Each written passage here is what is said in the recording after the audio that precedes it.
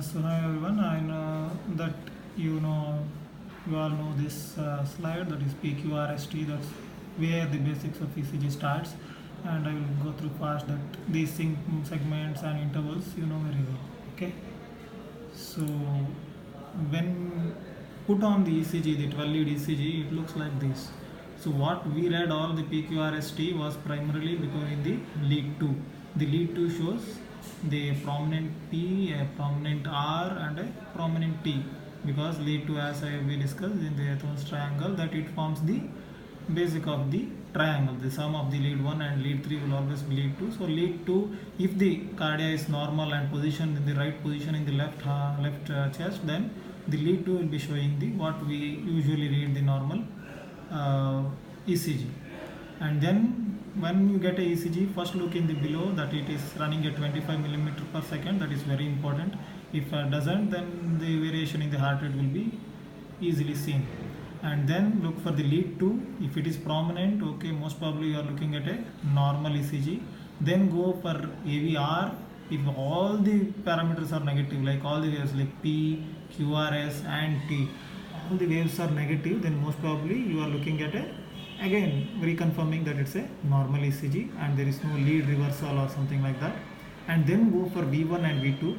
Look for P waves in V1 and V2, because V1 and V2, as we have discussed already and I will discuss again, that V1 V2 will focus on the left and right atrium. So the atria and the right ventricle will be focused in the V1 and V2. Still, even in V1 and V2, there will be a big negative QRS, that is big negative S will be there, because the RV impulses are very less. That's why slight positive thing will be there because of the RV and septum, but a big negative S wave is there because of the impulses being going away from the lead towards the left ventricle. So V1 and V2 should be having a deep S. Remember that whenever there is an impulse, the first impulse, if it is negative, then only it is Q. If the first impulse is positive, then it is R. If the first impulse is positive and then next second impulse is negative, then it is S. A second negative is always S and first negative is always Q. So many a times in the V1 and V2 you will never get a Q. It is directly a small R and then a deep S. So this is now what is normal in V1 and V2, a prominent P and a deep S. And then in V6 the reversal of V1 should occur. So in a normal ECG, when you get a 12 lead ECG, why and all I will tell you, but look for the first about the rhythm strip is right or not, then the lead 2, then go with AVR, then with AV1 and then V6. That confirms that it's a normal ECG or not, and then go with the deep impressions of PQRST in the separate reads, which I will explain. Okay, this is another similarly normal ECG where you will be looking for the 25 millimeter per second, the lead 2, the AVR, then the V1, V2 and the V6. So yes, the machine and usual positioning of the and the lead system. When you actually put the leads in your resident times, then you will be knowing that what the color codes represent and where you should be putting, because if you put the right leg to the left leg and left to the leg to the right leg, everything will change, and if you put right ear to the left leg, left hand, everything will change, which we will discuss in further videos.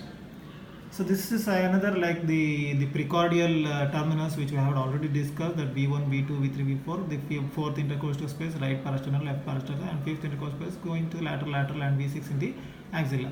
So the Wilson Stentor terminal is there, and it will cut off everything which is much more than required will not be coming. So V1 will be primarily focusing on the SA node and the right atrium, and anything goes away like the after the right atrium, it will go to left atrium conduction. If the left atrium is very big, then the conduction of the left atrium will be big, but in V1 it will be considered as a negative. So that's why many times we will find inverted P wave in the V1. It should suggest that left atrium is little bit bigger. In a sense, left atrium is little bit bigger. It may be rheumatic heart disease, mitral stenosis, or it may be the LV dysfunction, or it may be the LV diastolic dysfunction, the stiffness of the LV, or the hypertension which may be causing, or the aortic stenosis which may be causing the LV to dilate. There is a lot of causes which may cause increased LVDP.